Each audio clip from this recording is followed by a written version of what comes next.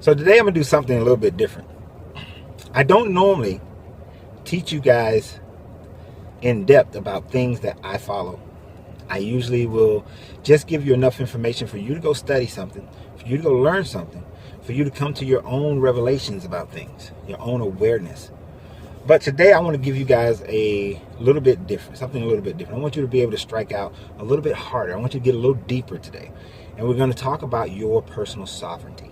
And what is your personal sovereignty? Now, I'm not talking about sovereign citizenship. That's not what I'm talking about. Although it does play as a good example. And I may even use that as an example. But what I want you to understand is that your spiritual sovereignty is key to your development as an enlightened being. That without spiritual sovereignty, you will never become an enlightened being, nor will you ever see what people call heaven.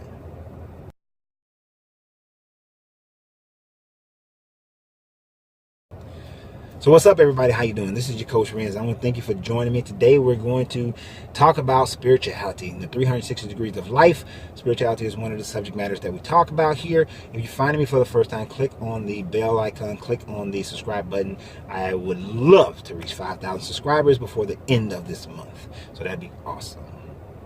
Now, as we discuss this about sovereignty, I am first and foremost want to say, if you like what I say, great. If you don't, throw it away. If you like my financial videos, take that, throw away the rest. If you like the health stuff, take that, throw away the rest. Whatever it is you like, take it, throw away the rest. Whatever you don't like, don't worry about it. It's not for you. And I don't mind. It doesn't bother me. It's good. It's good. We're about sharing. That's what it's about. So today we're going to talk about sovereignty, about your own spiritual sovereignty.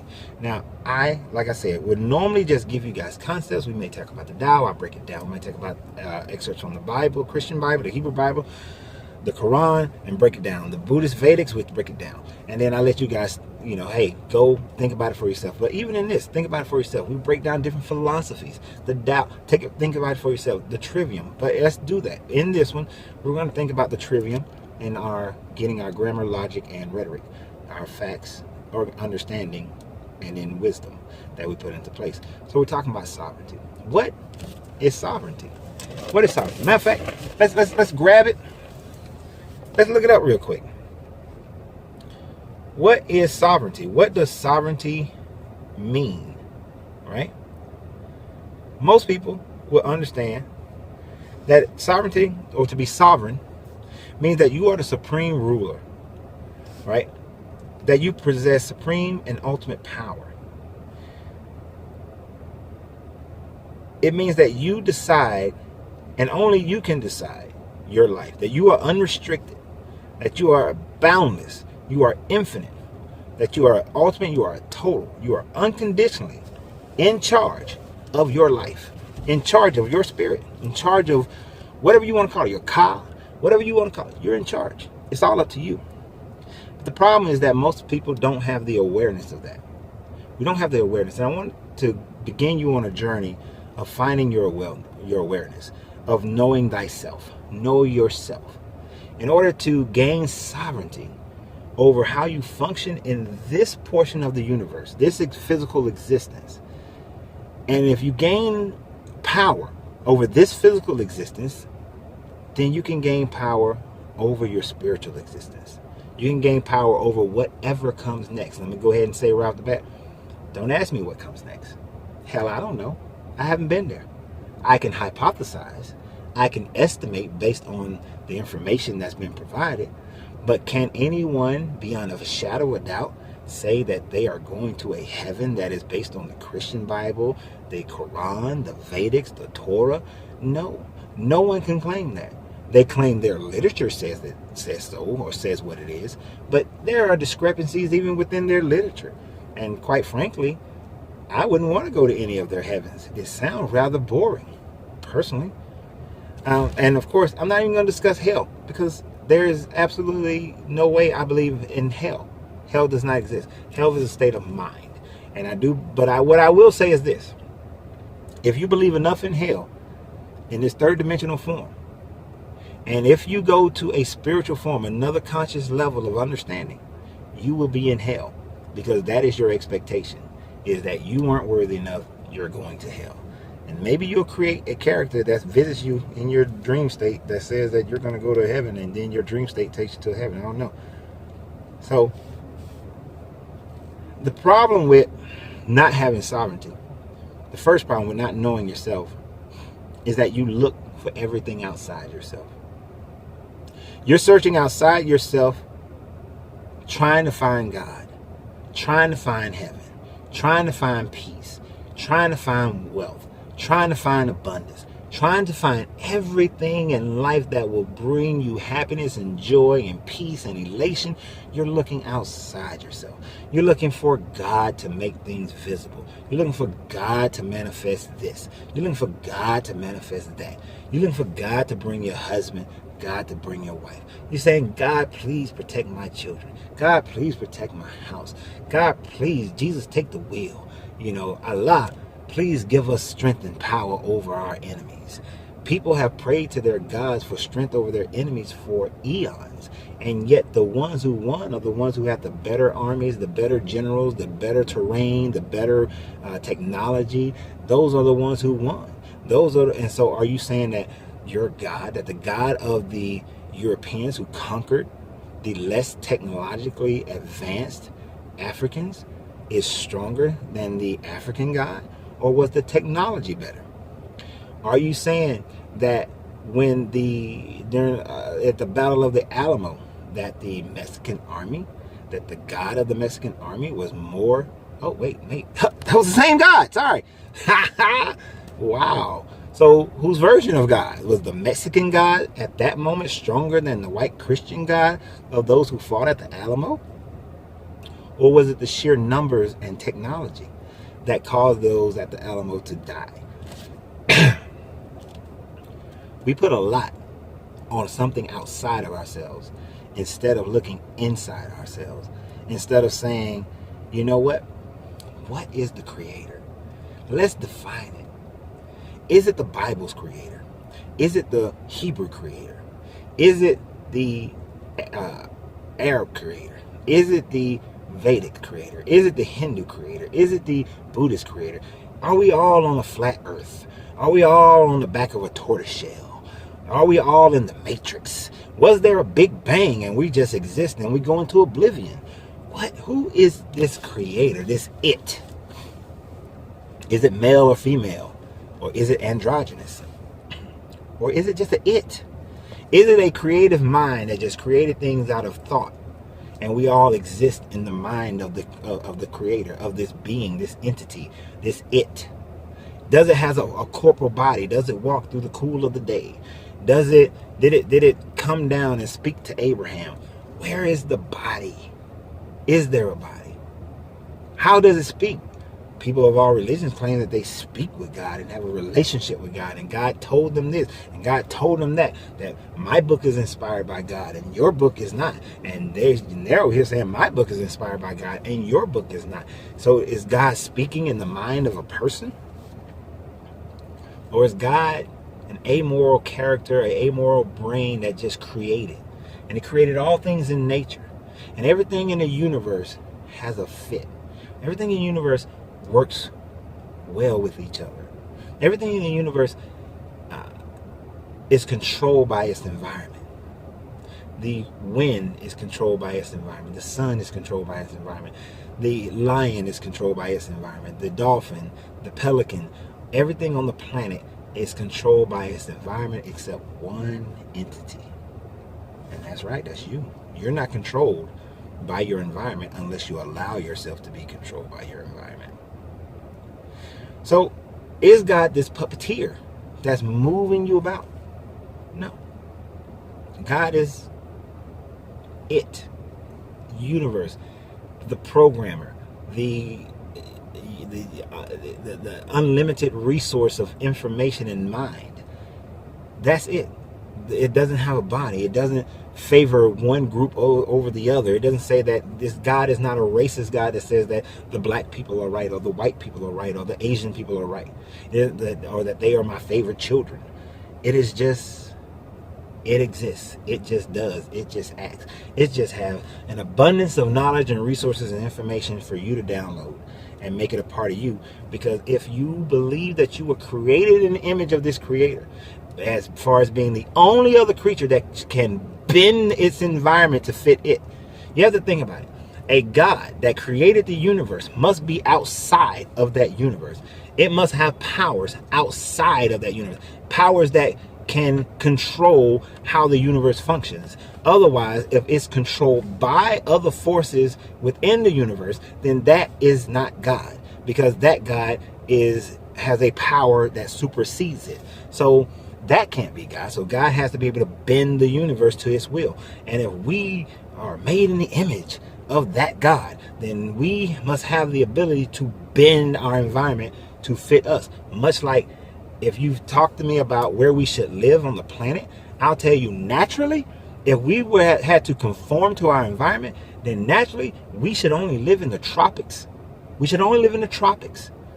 Because if you put a butt-naked human in Michigan by itself, no shelter, it will die. But a butt-naked human down near the equator in the tropics is going to be able to live outside, does not need shelter to protect it from the elements. It is not conformed to, we would be conformed to the elements. But no, we know how to make housing. We know how to make coats. We've made air conditioning. We've made heating. We've made different things to conform our environment to fit us, to build a place where we can exist in areas where we would normally freeze to death, but we can exist in major cities that exist. New York, Boston, Chicago, Detroit, Seattle. We can exist in these cities, Toronto, Montreal. We can exist there. We can exist in London. We can exist in Beijing. We can exist in these places where they get super cold. There are people existing down in Antarctica, and it's cold. Juneau, Alaska. No human who is controlled by environment can exist in Juneau, Alaska. But we control our environment because we take sovereignty over the environment.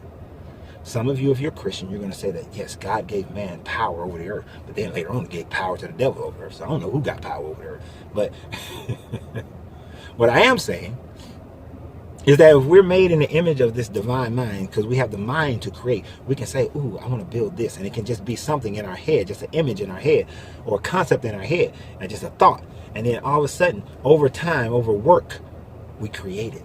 We make what is in our head manifest in reality. We focus on it, we think about it, we do works towards it, and it manifests. We have sovereignty over ourselves within our environment. Just as a creator must have sovereignty over the universe being outside of the universe. The universal laws cannot affect that sovereignty. So since we are made in that image, we are made in that consciousness, then we must be like what was created. Because think about it as well. If God is interested, if God created all of us to be like him, right? And then we're sitting here being controlled by our environment, not taking on our sovereignty, then that would be a parent that's disappointed in the child. That would be when I look at my children, I see their potential. When they don't live up to that potential, I'm a parent who's disappointed in the child. When I see them make decisions that go against their nature, go against what's best for them, against what they have the ability to change and control in their lives, I become a disappointed parent. And if God is so powerful and omnipresent, he must have said, I'm making these people, I'm making these things that are just like me, but smaller.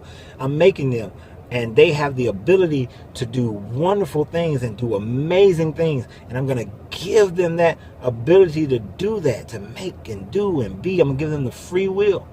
And that God had to have said, but they will have different ways of understanding this free will. They will have different ways of understanding this universe. They will have different ways of understanding this earth. They will come to understand who they are in me by many different forms and fashions. So I'm not going to tell them this is the absolute narrow way, or this is the absolute narrow way.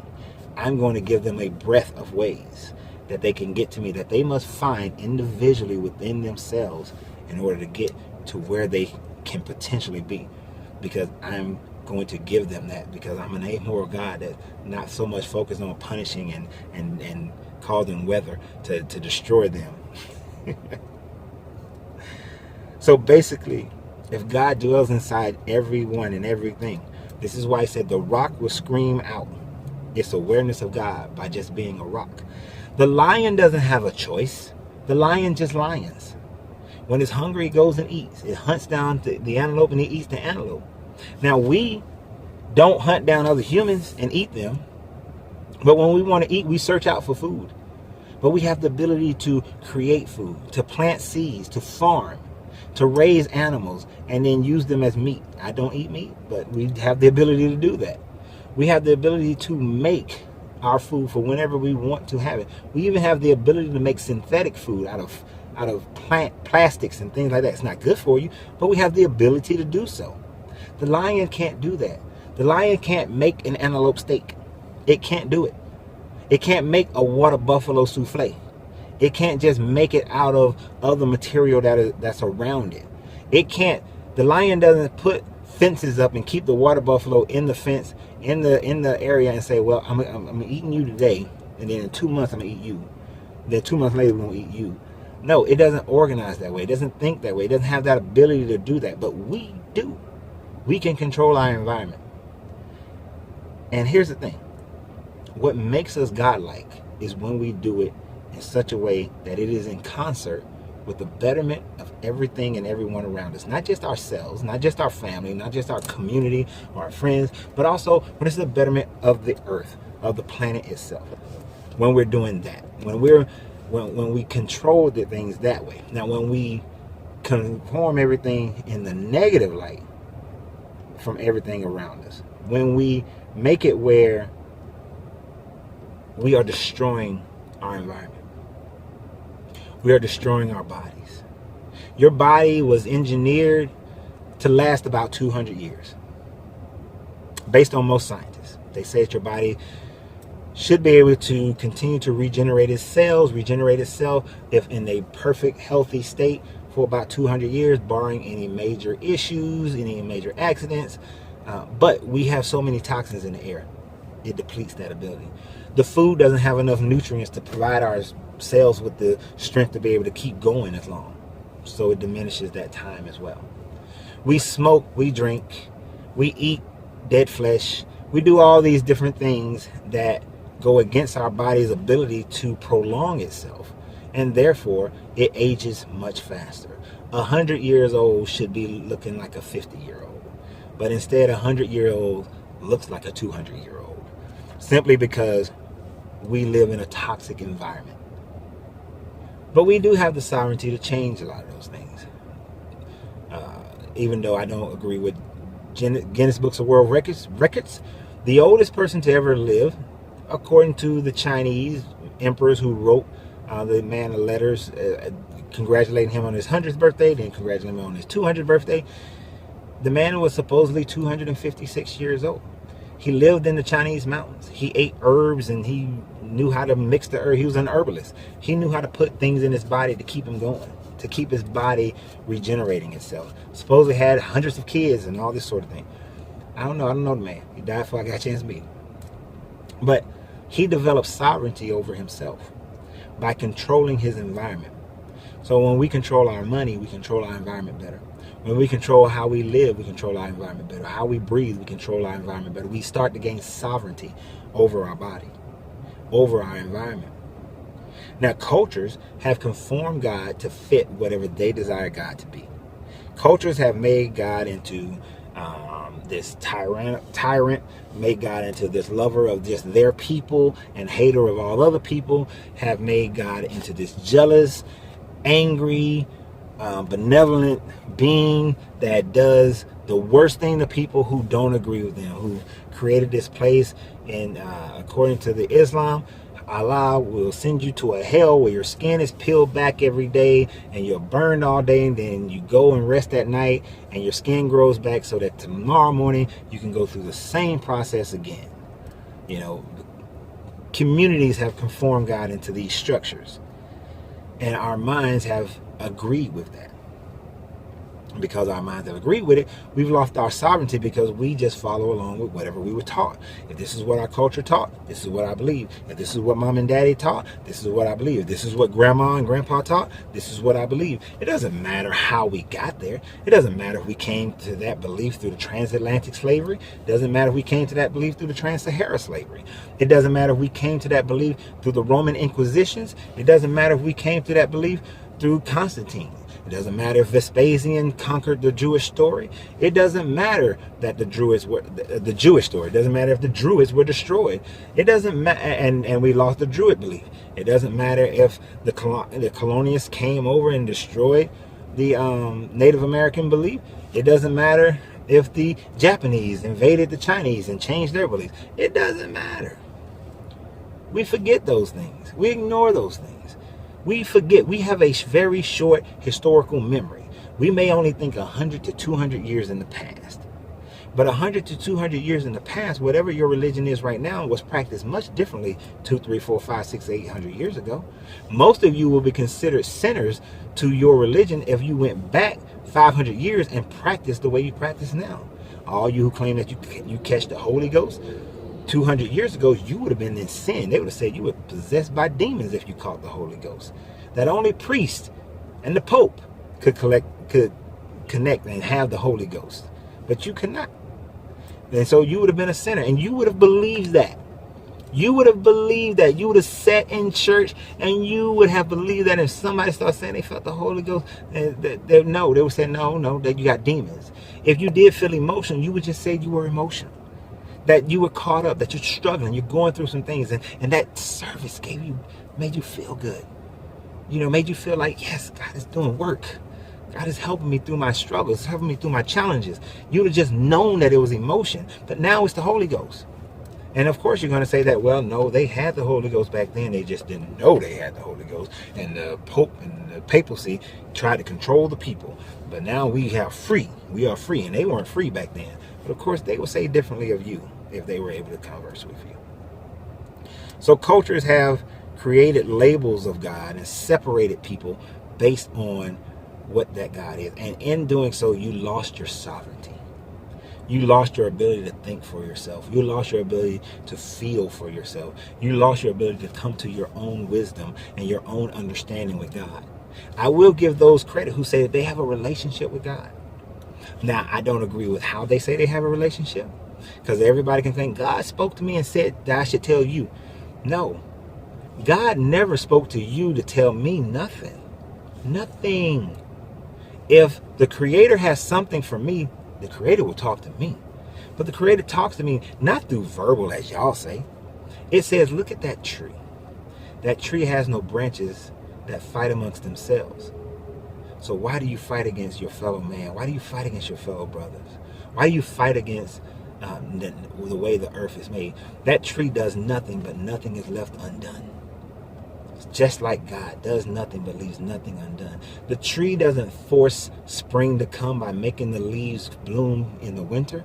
The tree doesn't force the fall to come by making the leaves fall in the spring. No, it does nothing, but leaves nothing undone by just being a tree and doing what is necessary to survive. The tree doesn't say that, hey, you branches up top, you're selfish because you're getting more sun than we're getting down below. It doesn't look at the other branches and it. No, the other branches just reach out and they grab the sun where they get the sun. They don't say that you top leaves, y'all get more sun, you're being selfish. Now the top leaves don't say, hey, we're getting more sun, so we're better than you. No, the lower leaves were the first leaves. And because they grew, it allowed for the upper branches to grow. Because they were able to get sunlight and continue with their photosynthesis, and they were able to get water and continue to grow, it allowed for the taller branches to go. It says, no, we support you. We are in where we're supposed to be. You are where you're supposed to be. And they didn't do that on purpose. They didn't say, oh, we got to be strong now so that we can build for the next leaves to come. For all they knew, they were the only leaves. They did nothing, but nothing was left undone. That's Christianity mixed with Tao, just in case you were wondering. And actually, I can say it the other way, is Tao mixed with Christianity, since the Tao came before Christianity. But either way, it's the same thing. We fight against ourselves. We fight against the way. We fight against the nature of love that is in us. And every time we fight against that nature, that is the evil. That is the devil, as you so to speak. That is the devil that's in your mind, the negative portions of your brain, controlling you to control your environment. The reason why we decimate the land is because we're letting the negative portion of our brain, the devil, control our actions and the outcome of our environment. When we reverse that, then we're thinking like God thinks. Then we act like gods. We have two examples of this. Whether allegory or real, and you know my stance on it. Allegory. Having the Christ mind of the Buddha head, based on the characters of Jesus Christ, based on the character of Siddhartha, the Buddha Siddhartha. The allegory of their life is a living example of what an ascended master is, of what we are capable of becoming. Whether you agree with them, I don't believe in worshiping either. But what I do recognize is that the idea of them is what we can be. I cannot term the phrase Pharaoh.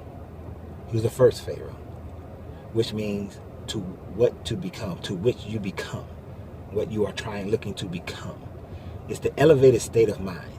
I cannot taught that the Octen, the sun, was a representation, not a worship, not something you worship, of the universe. The sun just does. The sun never looks at the earth and says, I've shined on you. You owe me. The sun just suns. The sun just burns. It does what it does. Each atom, each molecule does what it does within the sun to complete the whole. The sun is doing nothing but leaving nothing undone. But it shows that higher state of alchemy, that higher state of raising your consciousness, that higher state of being able to wield the hermetic laws, the Kemetic laws, whichever name that fits your narrative, I don't care. But so that you can then know how, not only how this physical reality works, but how the universe works. And you gain sovereignty when you start realizing how the universe actually works in both the physical plane and the matter plane as well. When you can understand the physical plane, the matter plane, the elemental plane, and you can manipulate, you can move, you can contour the universe to fit what you desire, then you become elevated. Then you become the ascended master. Then you become the adept. But we have a long way to go, because we first have to release the things that binds us. And that is an overdeveloped emotional state or an overdeveloped logic state. A person with all logic and no emotion is not an adept because they have no heart. A person who has all emotion and no logic is not an adept because they have no facts to back what they're doing. It's all emotion. So we have to gain balance over our emotions and our logic to know when and where to employ each one by understanding the basic laws of the universe, which is the law of mentalism, the law of correspondence, the law of vibration, the law of cause and effect, the law of polarity, the law of rhythm, and the law of gender. I did many videos about those laws. It's called the Hermetics. I'll do another video to update since it's been a few years. So stay tuned for the next video down the line for that one. But the more we strip away man's influence, and cultural influences, the higher we elevate ourselves. The more we can look at a Bible, a Torah, a Vedic, the Tao, and any of those things and say, okay, that is in line with the universal mind. But that part is not. The part that says that you can enslave another man is not in line. The part that says to chop off another man's head if they don't believe in what you believe is not in line. The part that says you subjugate women is not in line. The part that says you are a pedophile of children is not in line. Any of those parts that takes away and strips away the sovereignty of another person, or strips away the ability for nature to move at its greatest heights, is not in line with the way, is not in line with the Creator, is not in line with your sovereignty, and therefore you will not reach your sovereignty until you strip that away.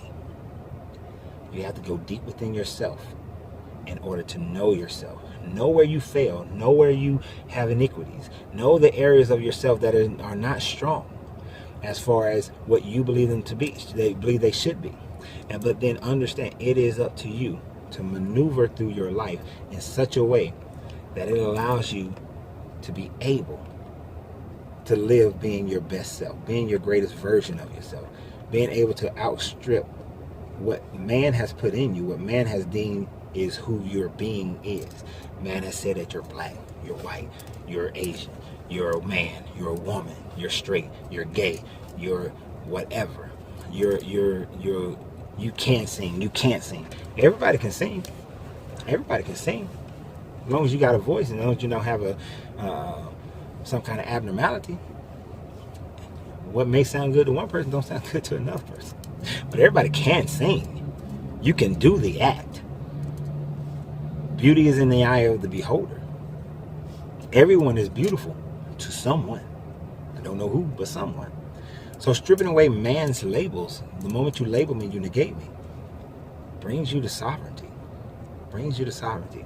Because then you can see the universe how it is. You see people how they are. You see everything how it is. And then your movements change.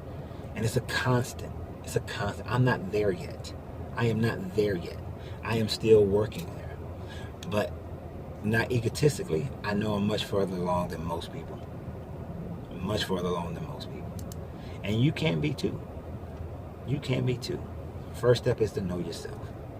So I appreciate you guys for being here. If you like any of the things that I said, take it, keep it, dwell upon it, meditate on it, make it a part of your being.